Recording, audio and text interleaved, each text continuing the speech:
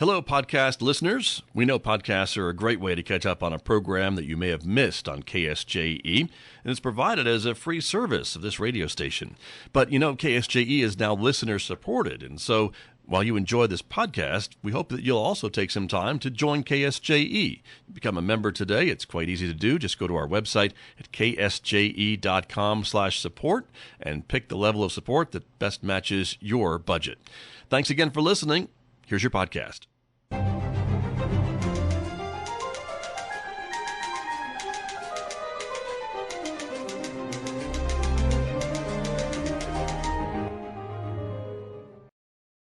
Welcome back to Right on Four Corners. I'm your host, DelSheree Gladden. I'm an author of over 30 published novels and a 9th grade English teacher this year. My guest today is also an English teacher, and we're going to be talking about banned books and everything surrounding that. So I have Nick Michael here. Nick, go ahead and introduce yourself.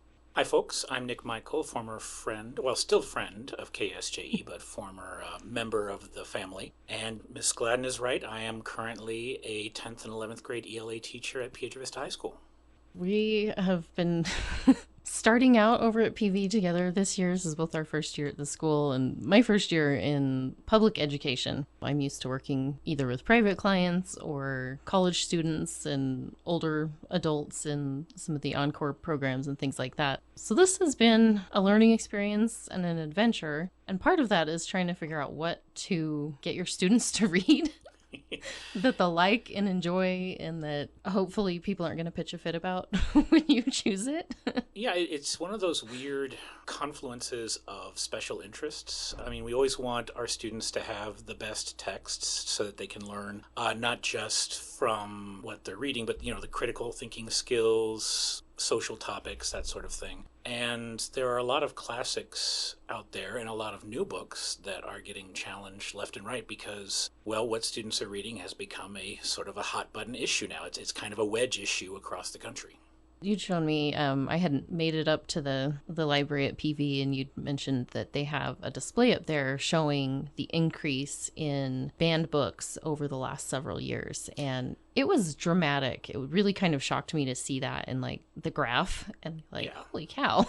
It's been pretty steady over the decades. So just to give you for instance, back in 2000, there were 378 unique titles challenged in the United States.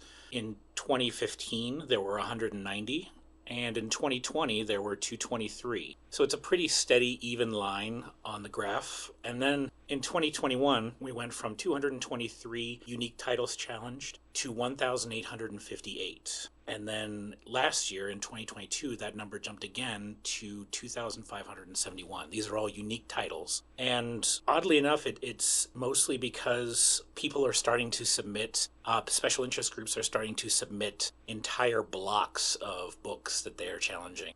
40% of all book challenges last year involved 100 or more books, just huge lists that groups like Moms for Liberty are submitting to challenge these books at district and city levels. That's really kind of shocking to me.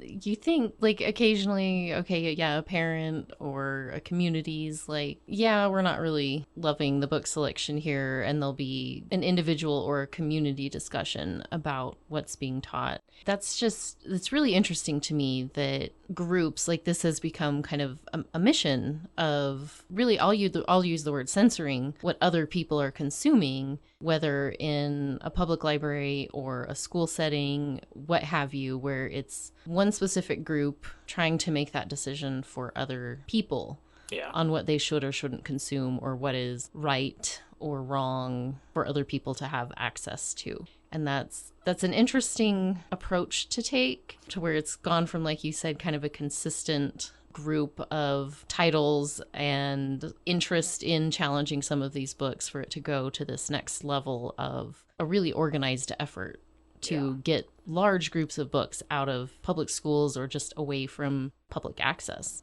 And it's not like we haven't seen spikes like this before. but the spikes are generally not as dramatic as this one. And that could be attributed to perhaps the political climate or the age of the internet. I mean, back in the early or late 19th, early 20th century, the Women's Temperance Union had a lot to do with censoring art and literature that they felt was contrary to moral code. And the same thing in the 50s with the Red Scare, trying to get rid of anything that might be considered communist. And now it seems like most of the social progressive issues that are being targeted seem to be LGBTQA, anything that is related to history, especially if it becomes uncomfortable history. I've seen instances of challenges made to anything that mentions the Tulsa Massacre or the Watts riots, and anything that could be considered tension-inducing. Parents and these groups want to get rid of entirely, and it's kind of shocking that we don't want to see the truth or know the truth or even have a critical examination of these truths. Well, that's one of those things where just because it makes people uncomfortable doesn't mean it's not appropriate. That usually means that's something we do need to talk about as a community and as a society. Hey, this is a difficult part of our history, or this is a tough topic for everybody to agree on. Let's find a way to find some common ground. And that's usually something that fiction can do. Like, it can give you a different perspective. It can show you someone else's lifestyle or someone else's belief system in a non-threatening way, because you're not right there in the middle of it. You're reading a fictitious story, or, you're reading an account of some sort rather than being right there in the middle of a in-person discussion. So, it should be a safer way to start exploring some of that information and starting a dialogue, but it seems like we're retreating from that and saying, no, we can't even do that with some of these topics because that's too threatening. Yeah, and that's weird. It is. It's strange that we can't, that there's this assumption that, students can't handle taking on tough topics, but also that we should be very much against it, very much against these tough topics. And it's not so much that you should be for or against something, but you should be willing to entertain the idea that, yes, these subcultures exist, yes, these people exist, and censoring books that are about them or about uncomfortable histories isn't going to deny it. It's just going to make things worse. You're going to end up with students who have no concept of history, or at least a non-idealized version of history, and it'll be lacking in critical thinking skills. Which is definitely something I think a lot of our young people need more opportunity to develop in a lot of arenas, but looking at what is the issue, how can I approach it, what are the different viewpoints on it, and then coming to their own conclusion rather than only having one perspective on something and then that's what they believe. I think that's how we grow more and more separated over time. If you're only getting information that you or the people around you agree with, you're just being fed confirmation bias over and over again. Yeah. And that doesn't help grow socially, and it doesn't help solve any problems. And ironically enough, it doesn't turn out good citizens who are working towards the betterment of all people of the country, not necessarily their in-group. Exactly. I think you need to have that wide perspective of everybody can think differently, we can have our different belief systems, and we can discuss it without having to separate ourselves into pods. And it was really interesting. I read a New York Times article recently about people moving states because of the political climate of their state. Yeah. And sometimes one of the families that they profiled moved because of anti-transgender laws in their state, and they weren't able to support their son, so they moved to another state where they could get the health care that they needed for their son. A couple of the other families that they profiled, it was more like, we don't like the political environment and we can't have conversations with our neighbors because we can't agree with each other. So they chose to move to a more politically aligned state so they could have, I can't remember what the word he used, more agreeable conversations. And I was kind of like, that's a very interesting tactic to take because you're not really solving the problem. The problem isn't that you don't have enough people who agree with you. The problem is that we need to know how to engage in conversations with people who don't agree with us and do that respectfully. And it's kind of a lost art, really. It's this idea that you can't say something that offends me or else kind of thing. There's an ultimatum. And really, there is no right not to be offended. And we may hold certain things dear, and that's fine, but we can't force other people to think the same way. And that, I think, comes to the root of all censorship issues in the United States. Is a lot of people are challenging these books because they feel vehemently, which is their right, against a certain thing, but they want to insert that into the national narrative and make it law, which is not an American concept. So let's talk about some of the books that have been challenged over time or that are currently being challenged more recently. Right. So there are a few that are actually 3 out of the 4 or 3 out of the 5 of these books that I brought are classics that have been read in classrooms almost since they were published, especially To Kill a Mockingbird by Harper Lee, which is often challenged based on its racially tense language because it was written pre-civil rights or right in the thick of the civil rights era. And there are words in there that are very difficult to deal with. Also here is The Catcher in the Rye, which a lot of folks have challenged due to its occasional anti-authoritarian bent and some select scenes. I Know Why the Cage Bird Sings by Maya Angelou, which has been challenged for its content on sexual abuse. And then some interesting ones like The Sandman by Neil Gaiman, which I love to death. This one is from my own personal collection.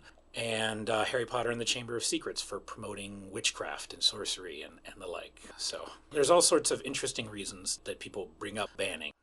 There are, and I think sometimes some of them, like with Harry Potter, always just kind of makes me laugh a little bit because I'm like, well, does anyone really think that J.K. Rowling is promoting witchcraft? It's a fantasy. Like, are we also going to ban, every fantasy book out there that deals with magic? I mean, if you have to kind challenge, of a logic there. If you challenge Harry Potter and the Sorcerer's Stone, why aren't we challenging VeggieTales? These are fantastical things that have allegories in them and they're like fables. They have moral tales. You're supposed to, fight for what's right, do the right thing by your friends and your country, and try and be a good person, doing the right thing across the board. And there are certain segments of our society that are vehemently against that, and that's fine, but just don't remove the possibility for the rest of society. Well, that's the thing. I mean, people can personally choose not to consume something, and they're, of course, welcome to make those statements and share their opinion on that. But when we take it to that next level of saying, okay, I don't think anyone should have access to this because I have personal feelings or reasons or moral objections or whatever, then that becomes a completely different discussion. And I find it interesting with Harry Potter and those that had wanted to ban that. And I compare it to, C.S. Lewis's writings, Chronicles of Narnia, that deals with magic, that deals with another world, that deals with very similar topics. And why not that as well, then? Well, it might be on the chopping up? block eventually, but right now it's good for the in-group that's trying to challenge it. Because the allegory is very direct, that the person who wrote it was very specific about who he was writing about and the types of religious themes that he was exploring there. Harry Potter and the Chamber of Secrets is overtly non-religious, really. I mean, they still celebrate Christian holidays, I believe, throughout the books, but religion isn't mentioned pretty much at all in the books, so I guess that makes it an easier target. I think that's a very good point about those. And you mentioned one of the ones that you brought, To Kill a Mockingbird. That is one of my favorite books. I'd been debating on whether to use it with my students or not. I think it may be a little bit much for them to dig into this second semester, so we may save that for later. But it is a classic. It is written with the language of its time period, and there's a lot of books that come up of Mice and Men. I mean, there's so many of those. I can see, especially as a teacher now, like trying to navigate, okay, how do we deal with this language in the classroom with young people who maybe are not quite mature enough to deal with some of those topics. And so like on my end, looking at it, it's like, okay, judging the maturity of my students versus the content. What can we handle in a respectful way? There's some balancing there. And there's plenty of pre-work you can do to make sure that everyone is prepared. And if there are parental objections, then we can work with that too. Because I think one of the things that is lost in hue and cry across the country is that teachers are more than willing to work with parents who find some content does not fit their moral schemes. And we will give alternative assignments, but that doesn't mean that the rest of the class has to suffer. And yes, it is, you do suffer when you do not expose your children to literature that challenges them. Yes, parents have the ultimate decision, but it shouldn't be one parent selecting for all. Exactly. And I appreciate that the stance, at least where we are is, if a parent has an objection, come talk to the teacher beforehand, so those alternate arrangements can be made. But we're dealing with your specific student and your family's beliefs and needs and, where you stand on things, rather than, okay, now I've got to redo a whole unit based off this book, which is really a lot of work. Boy, howdy. Let me tell you, the amount of extra hours that we put in, it's no joke. Mm-hmm. And I just find that that's so interesting, especially with things with To Kill a Mockingbird where the objection is maybe the language. Like, well, we don't use those words anymore. And yes, I certainly wouldn't be promoting, students going out, we read this book, now we can use these words. Like, yeah, no. Of course not. But what gets to me is that, okay, if you have objection over one aspect of a story, you're missing out on everything else that that book brings to the table. And there is so much that a book like To Kill a Mockingbird brings. Yeah. So many good lessons. I mean, you really are not only learning the history of that era, but you're learning about the interactions between people and how those affect others. And there's just so much depth in these books, and to segregate it out from learning material or just from, material to read for enjoyment because the language doesn't match what we would prefer to use today, it really just is a shame, because you're missing so many good things that you can get out of a piece of literature just because of one aspect that you don't like. A historically accurate aspect of it. Yes. And it was kind of the point. Racism was endemic at the time, and arguments could be made that it still is, but not to the degree that we're seeing in To Kill a Mockingbird. And one other point I want to bring up about To Kill a Mockingbird that makes it so great is it's told at Scout's level, which is hard to find in literature, to see a perspective taken from a child's point of view on how they're dealing with these tough topics and the way she navigates what her father is going through with the trial, while she's also kind of battling this own little side quest with Boo Radley. And it's just this really beautiful exploration of what it is to come of age and to develop those morals as you go while you're witnessing the people around you, the adults around you, do profoundly amoral things to another human being. Exactly. Yeah, it's like I said, it's one of my favorite books, and it's just one that, like, the thought of something like that being taken out of schools or libraries just really gets to me. Like, but you really are missing out on a wonderful opportunity to learn and grow on a personal level when, something like that, and, really just all of these books, when you're taking that away from someone else and trying to restrict that. Yeah. It really does affect other people's opportunities. And that's a shame. It's really sad. Yeah, opportunities are affected, and I really think the character of the nation is affected on the whole. If you start to ban whatever you find objectionable, then we go down a rabbit hole that I really don't want to see the end of. So. Well, there's so many places that can come from until you're whittled down to nothing. There's a book, it's called LMNOP. I don't know if you've ever read it. I haven't. It's pretty short. It's really interesting. I read it several years ago, and I should have looked it up. I can't remember why they start removing letters from the alphabet, but it's like someone has an objection about this letter, and so they take it out. And they keep taking letters out of the alphabet in this town until nobody can communicate anymore because there's no letters left. And it's like, well, how do you write a letter to someone with, we've only got 3 letters left in our alphabet? How do you even speak?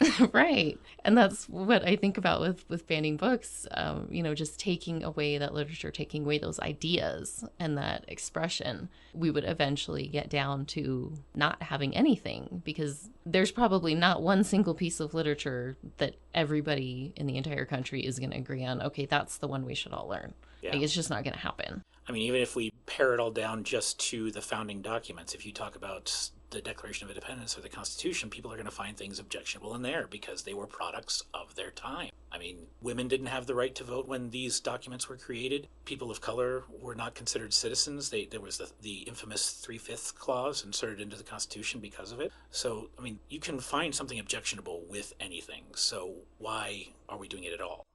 Let's have a discussion about it and work through solving a problem as it's seen, rather than just cutting it out. it's really not solving anything. It's just restricting people's ability to talk about whatever the issue is. And I think one of those you brought up, Maya Angelou's I Know Where the Caged Bird Sings. And that was one I read in a freshman comp class, actually here at San Juan College.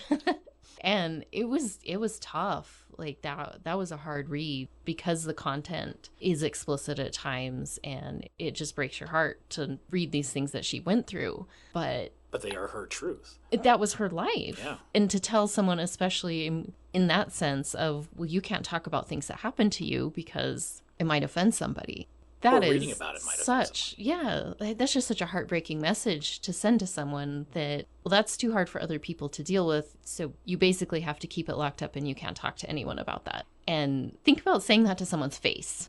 To someone to come to you and relay that they had this, traumatizing experience and they need to work through it and they need to have someone to talk to. And for someone to tell them, no, you can't do that. You just in fact, not only keep can it you inside. not do it, but we're not going to let anyone hear your story. Yeah. I mean, it just kind of blows my mind to think of like walking up to someone and telling that to their face. And that is obviously like completely unacceptable. But on some realm, some groups or some people think that that's acceptable to say to literature. This can't be in a book because it's just too hard to deal with and we can't expose other people to this. When really that could give so much understanding. It could help someone come forward with their story. It could just provide some more empathy, which I think a lot of us in society could use. Yeah. Yes.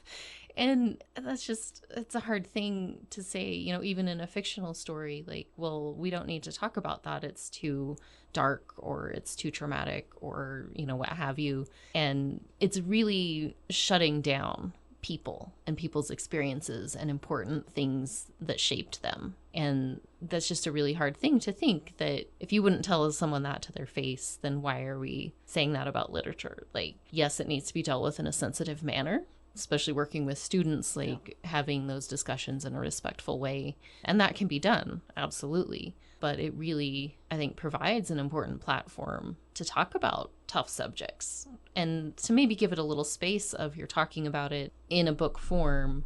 There's rather than, in a personal nature, that can really help, I think, make it more possible for people to talk about it on other levels as well. Yeah. And being able to consume it at your own pace. You can put the book down if it's too difficult at that particular moment and then come back to it later, or not at all if you don't want to. But just to say that, no, we're not going to engage it at all, and we're not even going to allow anyone else to engage with it is heartbreaking. It is. And yeah, I'm glad you made that point of being able to pace yourself with content like that, because I think that definitely, if we talk about trigger warnings and just letting people know kind of ahead of time, I think that's a good thing that's developed in publishing today. You'll see that with books that are listed on Amazon or whatever, that they will have those warnings that, hey, this is the content that's going to be talking about in this story. So people can pass by it if that's not something that they want to deal with. I think that's great to give that warning. But I think that still having that open place for discussing difficult things is an important role of the arts in general, but especially in literature when we're talking about things that really unfortunately do happen. And you can take it in small pieces or step away from it if you need to. There was one I was reading recently. It's called The Body Keeps the Score. And it's a nonfiction one talking about the physical effects of experiencing trauma. And it's really fascinating, but it got to the point where I was like, I can't do any more of these terrible statistics and how hard it is for anyone to recover from this. I'm like, nope, I think I've reached my limit. I understand the concept. I'm going to step away from this because it was getting to be too much for me to listen to, especially because I was listening to it as an audiobook, which somehow made it a little worse for me. But it was still, I'm glad I had the opportunity to learn some of that information up to the point where I was like, okay, I've had enough. that's good. And I'm trying to remember what the other ones were. Oh, we've got The Giver. We've got I Know Why the Caged Bird Sings, Catcher in the Rye, Sandman, my personal favorite. Shout out as much as I possibly can.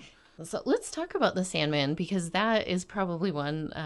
Netflix did the series on it. Mm-hmm. I think there's going to be another season. There was at one point, right? I haven't seen anything about that. But yeah, that's one that I know was extremely popular when it came out on Netflix. And some people might be surprised, first of all, to know that it was a book to start with, and that it has been on the challenged or banned list. Yep, it's often challenged for a variety of reasons.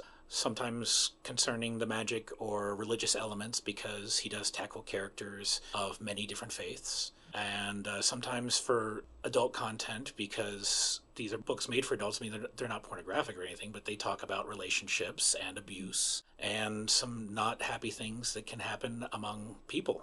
None of it is graphically represented, really. It's just we can see the effects of trauma being played by these characters, and it's been challenged almost every year, I think, since they came out in the early 90s, early to mid 90s, I think was the original run of Sandman. And some of the more ridiculous things, I think, were pretty hilarious, such as challenging a public service announcement at the back of one of the comic books because it showed, at the height of the AIDS crisis, how to put on a condom with a banana. Nothing was shown. No, it's the same way that everyone was taught in sex ed, and these comic books were the Vertigo imprint, so they were made for adults, but people still wanted to ban the Sandman because it talked about proper condom use, which is ridiculous. That's definitely a topic that will get a lot of people Riled in certain up. communities riled up, so I can understand how that happened, but again, yeah, I'm kind of like... It's a banana. Yeah. And we're just about out of time already. We could probably talk about this for like 4 more hours. But The Giver, tell us why that one has been banned, because that is another absolutely wonderful book that I think everybody should read. Right. I've heard multiple different things, everything from promoting abortion, because one of the key things is that, the children don't know what elsewhere is, where when old people go, where people who are no longer a part of the community go elsewhere, is, spoiler alert, a metaphor for death, where the kids think, they're just going to another community. And when there are too many children in this very regimented community, if they're twins born, whichever one doesn't thrive is sent elsewhere. So there's the abortion angle, and there's also, it's been challenged for anti-authoritarianism, because the children, or at least one particular child, goes against all authority and escapes. But those are the 2 main reasons why I've seen it challenged, but it wouldn't surprise me if there were more. Probably. Yeah, that's one that surprises me too, where I'm just like, you're missing out on so many wonderful themes and ideas and lessons and discussion opportunities with The Giver. Yeah, discussion opportunities number 1. I did The Giver last year when I was teaching middle school back in Michigan, and the kids, once they finally understood what was happening, because it took a while for them to get it, just like the children in the book, it took them a while to get it, they were enthralled. They were like, oh my gosh, I can't believe this is happening. Are we for it? Are we against it? We could see where they're coming from, but no, you can't do that to people. It was generating so many good conversations, and I didn't have to prompt any of it. They were the ones making the questions and questioning each other, because they had the opportunity to consume the media.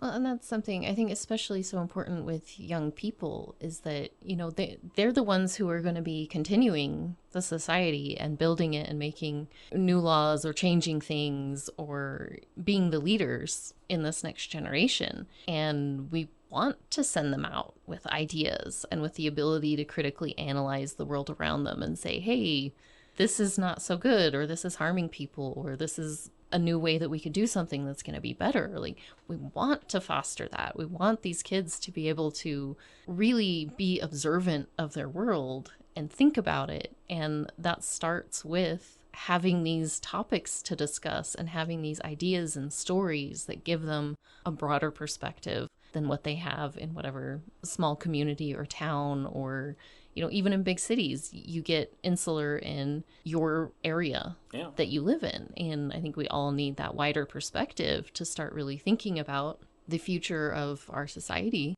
and what isn't working and what could be done better. And if we're not helping these young people learn how to do that, then we're really kind of handicapping progression and improvement. And we're doing a disservice to these young people. It's one of those things that I don't think people really think about often, is that literature, novels, all forms of text are how we as a culture transmit information from generation to generation. And limiting what we can absorb is one of the easiest ways to go backwards as opposed to going forwards. Exactly. And I'll say I think that's a pretty good thought to end on, because we are out of time. He said this is something I could talk about for a really long time, but we do have 30 minutes in the show. So Well, thank you so much for having me on. I really appreciate it. Thank you so much. I know, kind of just ambushed you in the hall to see if you wanted to come on the show, and I appreciate you taking the time to do that. Thank you, Nick. My pleasure.